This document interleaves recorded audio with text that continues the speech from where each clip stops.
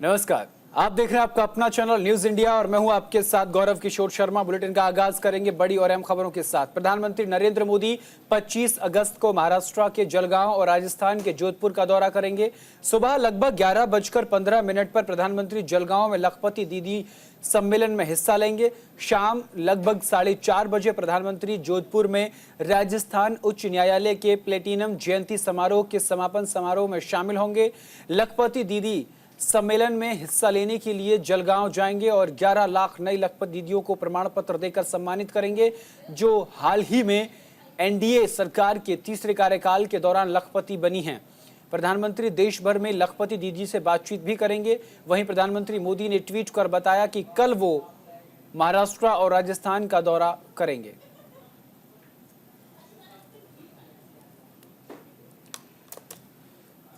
केंद्रीय गृह मंत्री अमित शाह ने मार्च 2026 तक देश से नक्सलवाद खत्म करने की बात कही है। छत्तीसगढ़ के रायपुर में वामपंथी उग्रवाद पर समीक्षा बैठक की।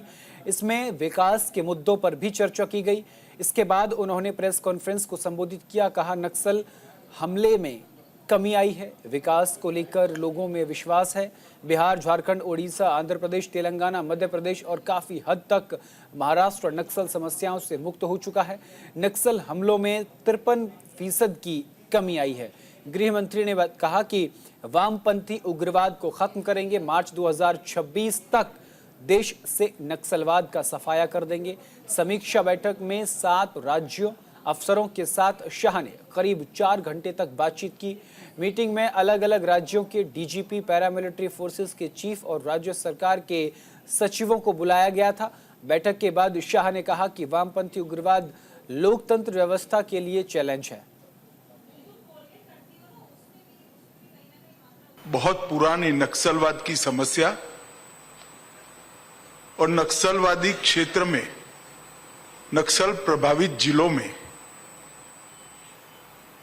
भारत सरकार और छत्तीसगढ़ सरकार की सभी योजना का 100% सैचुरेशन और नक्सल प्रभावित क्षेत्रों में इंफ्रास्ट्रक्चर के जो प्रोजेक्ट है उसकी प्रगति और प्रगति के रास्ते में जो बाधाएं हैं इसको दूर करने के हेतु ये मीटिंग थी।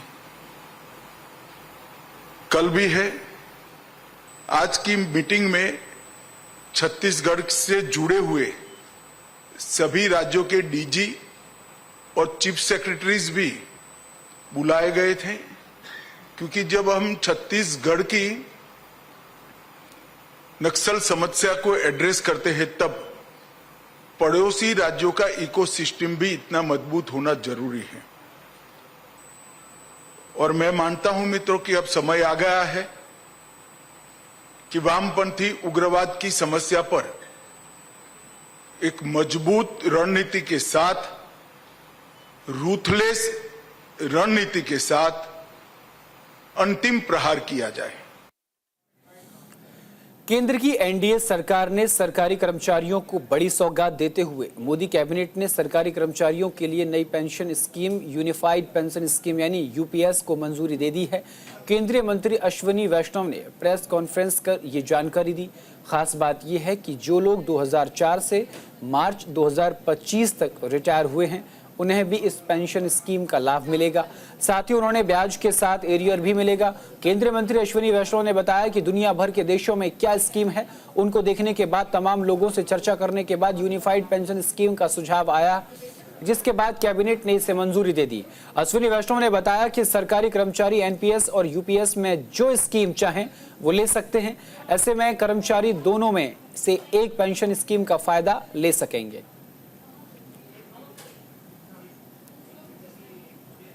के बाद में और साथ ही साथ जो जॉइंट कंसल्टेटिव मैकेनिज्म है सेंट्रल गवर्नमेंट के एम्प्लॉयज का, JCM, उसके साथ मल्टीपल मीटिंग्स, फिर दुनिया के कई देशों में किस तरह की स्कीम्स है, किस तरह के सिस्टम्स है, वो भी देखा। फिर भारत की जो अर्थव्यवस्था है और केंद्र सरकार का बजट है उसको समझने के लिए रिजर्व बैंक ऑफ इंडिया के साथ, वर्ल्ड बैंक के साथ, सबके साथ कंसल्टेशंस हुए और इस कंसल्टेशन के बाद में एक यूनिफाइड पेंशन स्कीम का रिकमेंडेशन इस कमेटी ने किया और आज प्रधानमंत्री श्री नरेंद्र मोदी जी की अध्यक्षता में यूनियन कैबिनेट ने यूनिफाइड पेंशन स्कीम को अप्रूव किया है, इसको अनुमोदित किया है और ये स्कीम अभी आने वाले समय में लागू होगी। दिल्ली के पूर्व शिक्षा मंत्री मनीष सिसोदिया तिहाड़ जेल से बाहर आने के बाद लगातार दिल्ली की जनता के बीच पहुंच रहे हैं। वहीं आज मनीष सिसोदिया बुराड़ी विधानसभा के लोगों से मिलने पहुंचे, जहां पर लोग बेहद ही उत्सुकता से मनीष सिसोदिया का स्वागत करते हुए नजर आए। दिल्ली की जनता से बात की तो दिल्ली की जनता ने साफ तौर पर कहा कि जैसे मनीष सिसोदिया बाहर आए हैं, ऐसे ही अरविंद केजरीवाल बाहर आएंगे। सीबीआई और ईडी केवल केंद्र सरकार की कठपुतली है।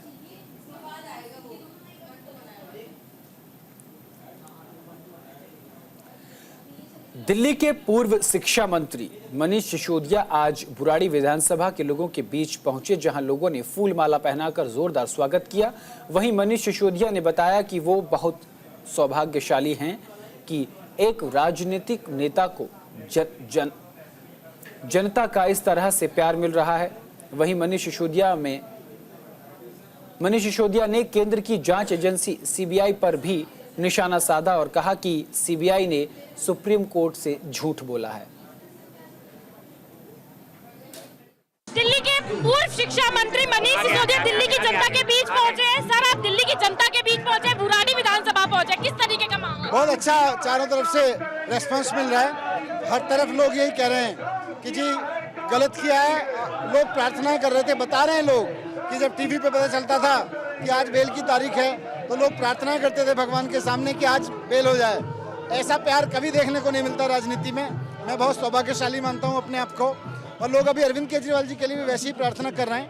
बहुत जल्दी अरविंद केजरीवाल जी भी बाहर आएंगे और जो काम रुके हुए हैं वो भी करवाएंगे। आज सुबह आपने ट्वीट कर सीबीआई पर निशाना साधा, जो जवाब दाखिल करना था उसके लिए 2 हफ्ते का समय और वहीं हेडलाइन में आने के लिए वही मैंने लिखा कि जो जवाब पहले से तैयार था, सीबीआई भाजपा की है, भाजपा उसको कहती है अभी 2 हफ्ते तक जवाब नहीं देना, तो वो कोर्ट में जाके वही कहती है।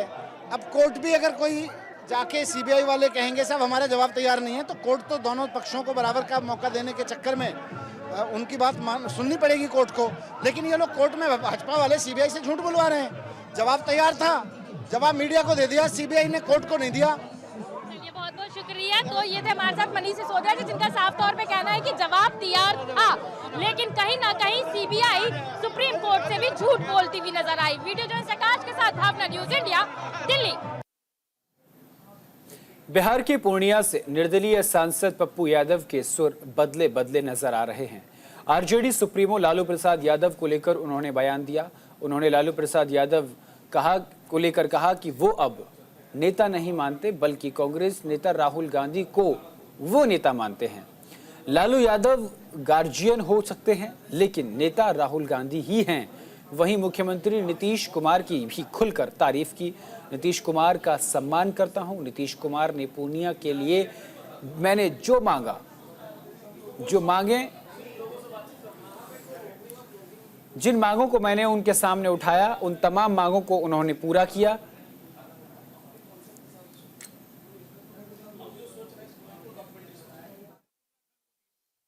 तो ये पूरा सदन के बाहर इंडिया गठबंधन को सपोर्ट है। इस भारत का जो संवैधानिक लोकतांत्रिक व्यवस्था पर लगातार हमला है, ST/SC है, आरक्षण है, EBC के मुद्दे हैं, OBC के मुद्दे हैं, क्रीमिलेयर का मुद्दा है, अग्निवीर का मुद्दा है, वक्फ बोर्ड का मुद्दा है, देश को विभाजन के ओर ले जाने वाला मुद्दा है। बिहार के साथ जो लगातार विशेष राज्य विशेष पैकेज से लेकर के अन्य मुद्दों पर पैसा तो दिया नहीं बिहार को, हंगामा और हल्ला कर दिया। 59,000 करोड़ रुपया जो पहले का हम पर राइट था, हमसे ज्यादा 2,69,000 करोड़ रुपया आप यूपी को दिए, 1.5 लाख करोड़ रुपया आप उत्तराखंड को दिए। तो ये सारे मुद्दों को लेकर बिहार की जनता, सब लोग राजनीति करते हैं, आप इसको समझिए। तो ऐसे समय में संगठन को कि हम लोग वैचारिक रूप से कांग्रेस के साथ, राहुल गांधी जी के साथ हैं। यूपी पुलिस कांस्टेबल भर्ती परीक्षा का आज दूसरा दिन था। 60,000 से ज्यादा खाली पदों के लिए 23, 24, 25 और 31 अगस्त 2024 को ये भर्ती परीक्षा आयोजित की जा रही है, जिसमें 40 लाख से ज्यादा अभ्यर्थी शामिल हो रहे हैं। इन 5 दिनों में 2-2 शिफ्ट में परीक्षा होगी और दूसरे दिन की परीक्षा खत्म हुई। इसी बीच उत्तर प्रदेश पुलिस भर्ती बोर्ड ने आंकड़े जारी किए। 6,57,443 अभ्यर्थी शामिल हुए, जहां 9,63,676 अभ्यर्थियों को परीक्षा में शामिल होना था। वहीं आज की परीक्षा में 72 संदिग्ध अभ्यर्थी पाए गए।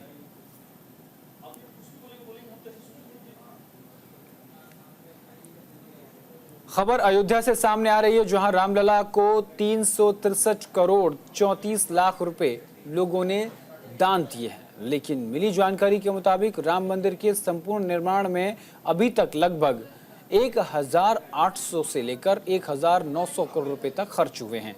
श्री राम जन्मभूमि तीर्थ क्षेत्र ट्रस्ट के महासचिव चंपत राय ने बताया कि मंदिर निर्माण के साथ साथ यात्री सुविधा केंद्र के निर्माण में लगभग 776 करोड़ रुपए वित्तीय वर्ष साल 2023 और 24 में खर्च हुए हैं। इसके अलावा मंदिर निर्माण पर 540 करोड़ रुपए खर्च हुए। इसके अलावा 180 करोड़ रुपए और भी खर्च किए गए हैं।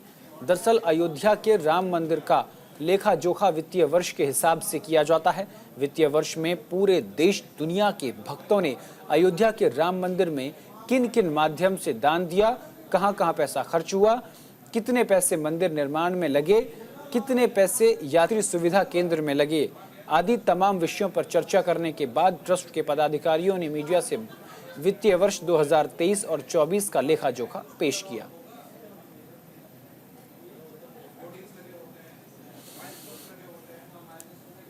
भारतीय सेना के चिनार कॉर्प्स ने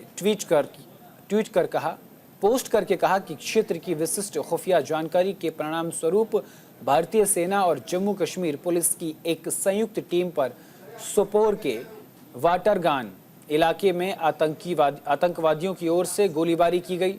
सेना के जवानों ने जवाबी कार्रवाई में फायरिंग की और सेना के जवानों और आतंकवादियों के बीच मुठभेड़ शुरू हो गई, जिसके बाद से पूरा इलाके में ऑपरेशन शुरू है।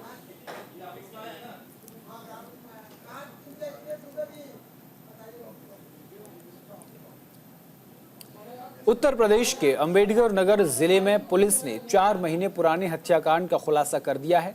इसमें आरोपी की प्रेमिका ने भूमिका सराहनीय रही। दरअसल नशे में प्रेमी ने अपनी प्रेमिका को हत्याकांड की जानकारी दी थी। इसके बाद प्रेमिका ने पुलिस को ये जानकारी दी। आरोपी ने पुलिस पूछताछ में बताया कि उसके दोस्त की मां से युवक के अवैध संबंध थे। इसके चलते दोस्त के साथ मिलकर उसने हत्याकांड को अंजाम दिया। ये घटना 4 महीने पुरानी है, लेकिन मृतक की पत्नी ने 22 अगस्त को अंबेडकर नगर की टांडा कोतवाली में अपने पति की गुमशुदगी दर्ज कराई थी। इसके बाद एक्टिव हुई पुलिस ने मामले की पड़ताल शुरू की तो ये सनसनीखेज खुलासा हुआ।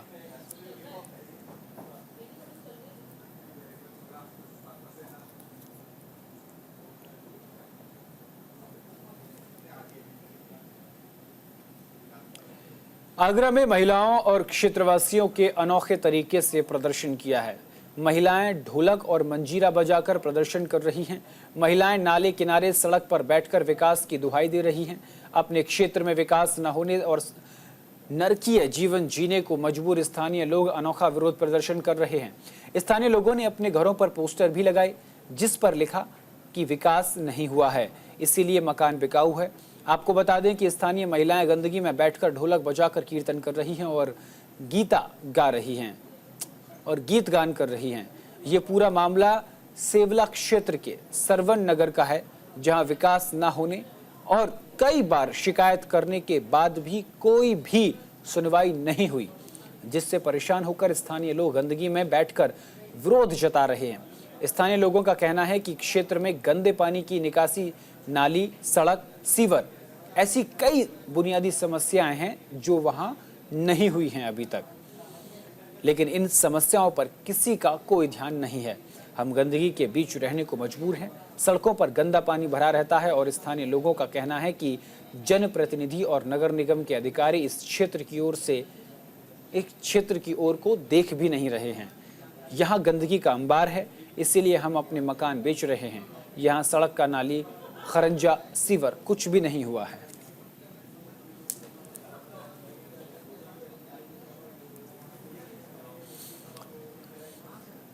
जम्मू कश्मीर के सोपेर के रफियाबाद इलाके में सुरक्षा बल और आतंकियों के बीच मुठभेड़ हुई है। इस एनकाउंटर में सेना के जवानों ने एक आतंकवादी को ढेर कर दिया। सोपोर पुलिस और 32 राष्ट्रीय राइफल्स के संयुक्त अभियान ने इस कार्रवाई को अंजाम दिया है। ये घटना तब हुई जब स्थानीय पुलिस और केंद्रीय रिजर्व बल के गश्ती दल के पर हमला किया गया। आपको बता दें कि गश्ती दल पर आतंकवादियों ने गोलीबारी करनी शुरू कर दी, जिसके बाद रफियाबाद में जम्मू कश्मीर और डोडा के बीच मुठभेड़ शुरू हो गई। जिले में 14 अगस्त को सुरक्षा बलों और आतंकवादियों के बीच भी मुठभेड़ हुई थी, जिसमें एक सैन्य अधिकारी के शहीद होने की खबर सामने आई। उसके 10 दिन बाद एक और मुठभेड़ हुई। आपको बता दें कि उस मुठभेड़ में सुरक्षा बलों ने एक आतंकवादी को मौत की नींद सुला दिया। सेना के सिग्नल कोर के कैप्टन दीपक सिंह 48 राष्ट्रीय राइफल के प्रतिनियुक्ति पर थे और ऑपरेशन के दौरान शहीद हो गए थे।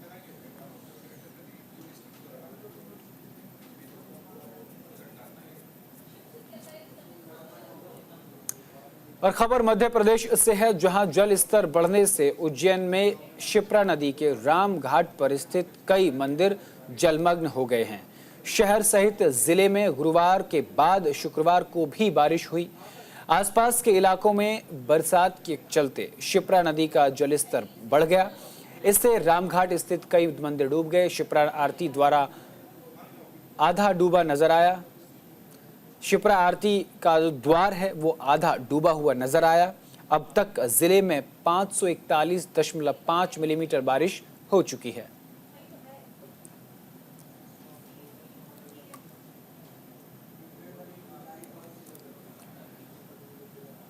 बिहार के भागलपुर में जल संसाधन विभाग के चीफ इंजीनियर गंगा नदी के तेज बहाव में बह गए। इस घटना के बाद अन्य अधिकारियों में हड़कंप मच गया। हालांकि समय रहते एसडीआरएफ की टीम ने इंजीनियर साहब को बचा लिया। दरअसल नवगछिया के गोपालपुर में बांध टूटने से हालात बिगड़ गए और कई गांवों में जल भराव की समस्या भी हो गई है। इसी को लेकर टूटे हुए बांध का जायजा लेने के लिए जल संसाधन विभाग के इंजीनियरों की टीम पहुंची थी, तभी ये हादसा हो गया।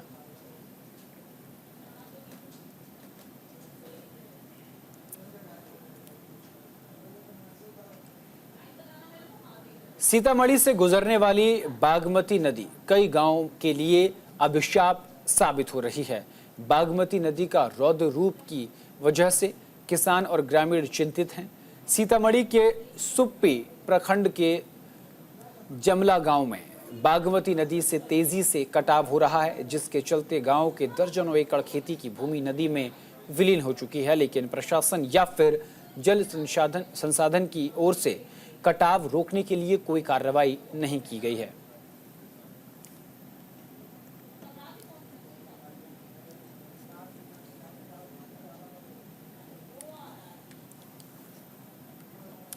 राजस्थान के बनासकांठा के पास सुंधा माता पर्वत के पास मूसलाधार बारिश हुई है। मंदिर के चाचर चौक सहित कई जगहों पर फिर से बारिश का पानी भर गया। भारी बारिश से 5 तीर्थयात्री पानी में बह गए। सूचना पर पहुंची पुलिस और स्थानीय लोगों ने 4 तीर्थयात्रियों को बचा लिया, जबकि एक महिला की मौके पर ही मौत हो गई।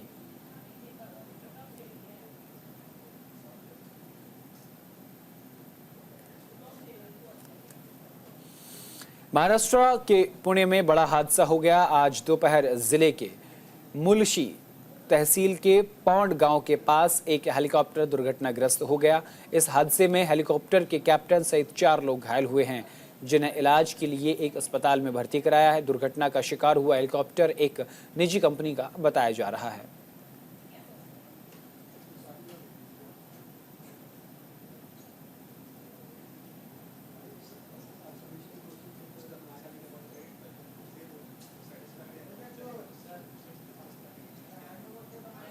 बिहार के गोपालगंज में 5 नाबालिग लड़कियों को पटना से बरामद किया गया। वहीं पुलिस ने एक महिला तस्कर को भी गिरफ्तार किया।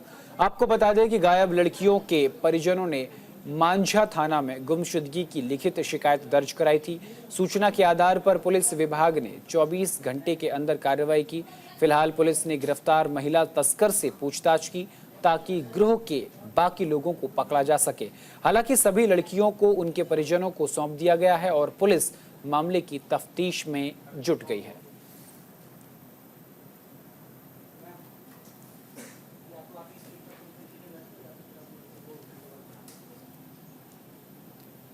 डायल 112 पर मांझागढ़ थाना अंतर्गत पुलिस को सूचना मिली थी कि एक गांव से 5 नाबालिग लड़कियां गायब हो गई हैं।